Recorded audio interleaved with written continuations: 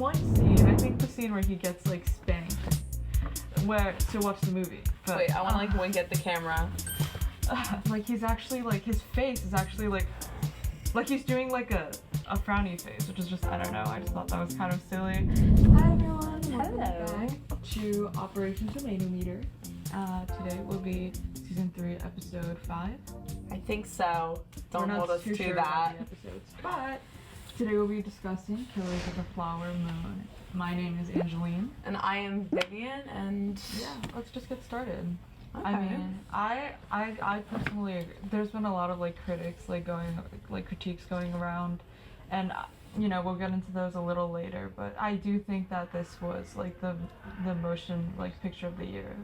I think, yeah, this movie was great. I mean, I think that when it comes to like the Martin Scorsese and Right. Leonardo DiCaprio movies, like they're always good. What is this, like their fourth?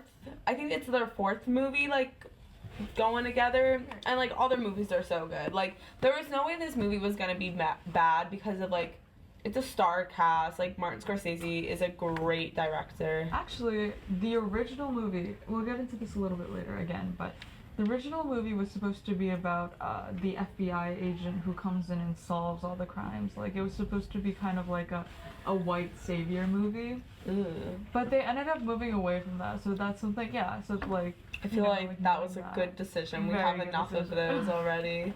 Yeah, and Leonardo DiCaprio, I honestly thought his performance in this movie was like... I feel like he has a very, like, nothing is ever, like, for me at least, like, was never, like, fantastic or, you know, out of the normal, but, like, it's never bad. He's, like, that's what I saw a review that says that, Leonardo DiCaprio acts with a capital A. Like, everything is so, like, pronounced and enunciated. All his motions, his feelings. Like, in one scene, I think the scene where he gets, like, spanked, to watch the movie. But, Wait, I want to, like, wink at the camera. Like, he's actually, like, his face is actually, like he's doing, like, a frowny face, which is just, I don't know, I just thought that was kind of silly. I think it would have been a better movie if Leonardo was more, DiCaprio, I don't know him, so DiCaprio, if he was a little more subtle with his actions, because it's a very nuanced movie, so I think it called for, like, nuanced, like, acting, not just, like, if I'm angry, I'm gonna go, rah! But I also think it kind of worked for him on the flip side, because, you know, Ernest, his character, is very stupid. He comes to this town, you know, in the search for oil, for money, and, you know, like, the first thing we ever see him do is join a fight just because he wanted to. He didn't even mean to land a punch, he just, like, joined a fight for fun. You know, he returns from World War I, and they wouldn't even put him out on the battlefield because he was too stupid for that. So, you know, maybe all this, like, emotive, exaggerated acting was, like, you know, just, like, a way to display that stupidity. What about you? Can you compare it to any other DiCaprio film? Yeah, so, like, just, like, thinking about, like, probably the most prominent of their collaboration, like, The Wolf of Wall Street, of course. Like, right. Jordan, his character Jordan, he's, like, this extremely, like, emotive, Right. over-the-top, like, businessman. So I can understand it in, like, context, but like you said, like, this is a more, like, mellow movie. Yes. And I would say it's also more serious. So, like, DiCaprio's, like, over-the-top and, like, surplus of acting was, I guess, like, a comedic aspect to the movie, like, probably the only one. But here, Lily Gladstone as Molly, she was good. Like, I feel like she fit the role perfectly. Like, she brought, like, the perfect aspect of, like, emotion, and sort of just, like, honestly was, like, my favorite of the movie. Yeah, like, every time William Hale spoke, like, there would be, like, a zoom in on Lily's face, and it was just, like, solemn and so, like, melancholic, and it was definitely, like, it was very, like, heartbreaking to see. Anyways, getting into, like, the controversy of the movie. I'm gonna call it a controversy, but I don't think it's that. I don't think it should be a controversy. But it's that, you know, the movie did not focus on the Osage people as much as most people wanted to. In fact, like, that, like, should not, like, that controversy should, like, not have even happened. But I saw an interesting argument from the Osage, consultant for the movie, actually, who said, but this movie, he agreed, like, he was like, there was not a lot of, like, you know, Osage perspective, but the thing is that Robert De Niro. No. Martin Scorsese. That's such an awkward. Scorsese. Okay, let's do that However you again. want to say it. So I saw an interview with the Osage consultant for the movie, where he spoke about this, and he was like, Martin Scorsese, he's not an Osage member, so he could understand that, like, why the movie isn't so focused, like, on the Osage people, because the movie is not for Osage people, you know, it's for people like us, people who are disenfranchised from the entire thing, and it's just for you to, you know, like, I think, like, one of the most prominent thematic parts of the movie was that, like, how complicit, you know, everyone can be. It wasn't a movie of, like, who done it, because we knew who done it, but it's like, who's not doing it? Like, everybody is complicit in the murder of those huge people, and I think that's important, because then, you know, you watch it, and then you're like, you know, like, how are you complicit in, you know, oppression every day? Like, my thing is, I feel like this movie, like, once again, I feel like it is sort of, like, colonized just by, like, this story, like, just by the fact that it's, like, a white director, like, that's how he's, like, choosing to portray it. I feel like when it comes to more, like, sensitive and important stories to, like, a small group of people, they deserve, like, the recognition, like, because, like, these murders, they weren't just, like, anything else. Like, this is, like, multiple murders over white men just trying to get their hands on money. right. Like, this might seem like it happens a lot, but I feel like the story is important to tell with, like, historical accuracy, with, like, correct perspective. Yeah, and they went through, like, actual FBI, like, documents on that, which I thought was so, like, you know, so fantastic. And speaking of the murders, I wanted to talk about that for a second, because the murders, they just happen. There's no music, there's no setup, there's no anything. It's like such a...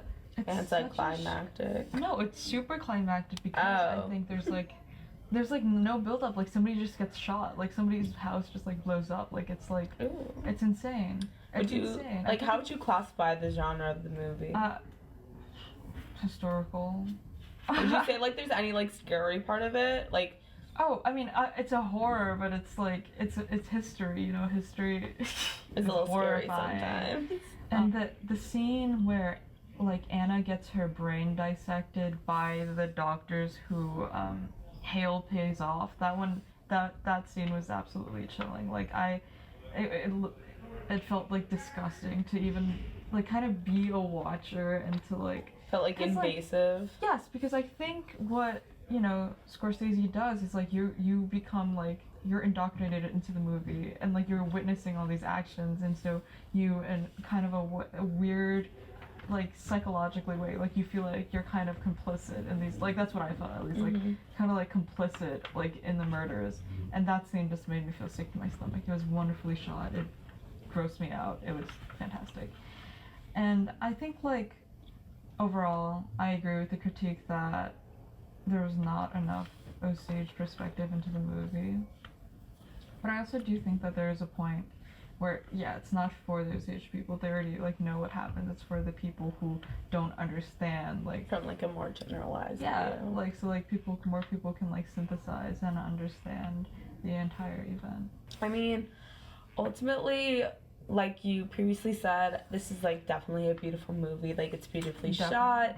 Like, it is, like, I don't remember what it's called. Like, there's a word for it, but it's, like, there are some scenes that, like, are so gross, but you just, or, like, so, like, invasive that you sort of just, like, have to keep watching. I feel like Scorsese sort of has, like, a reoccurring factor in some of his movies that, like, they can get so uncomfortable, but, like, he makes you so invested that like, you feel complicit. You feel like you shouldn't be watching this or participating in this, and yet you still are.